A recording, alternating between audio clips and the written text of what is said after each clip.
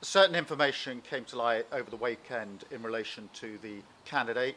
There was a fulsome apology. Further information came to light yesterday calling for decisive action. So I took decisive action. It is a huge thing to withdraw support for a Labour candidate during the course of a by-election. It's a tough decision, a necessary decision.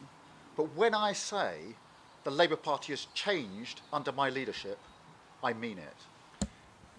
If it has changed, will you then be investigating the other councillors who also joined in with that discussion that were recorded when Mr. Ali made those comments in October? Well, those comments were appalling, and that is why we took decisive action.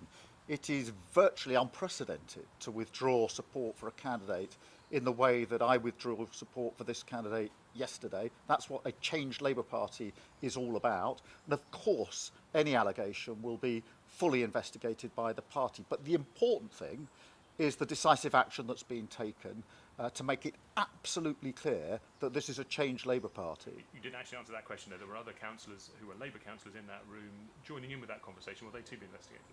Any allegation that needs to be investigated will be investigated.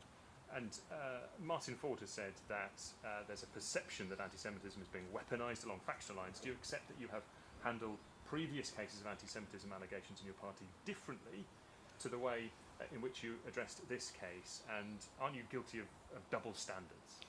I set out 4 years ago to tear anti-Semitism out of the Labour Party. It's the first thing I said I'd do as Labour leader, and to change our party.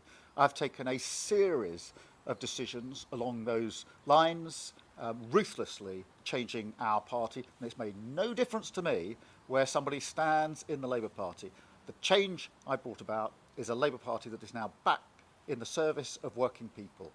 Who should Labour supporters vote for in Rochdale then? The voters in Rochdale will have to determine who they vote for, but I'm not prepared to put forward a Labour candidate unless I think that candidate is fit to be a Labour MP.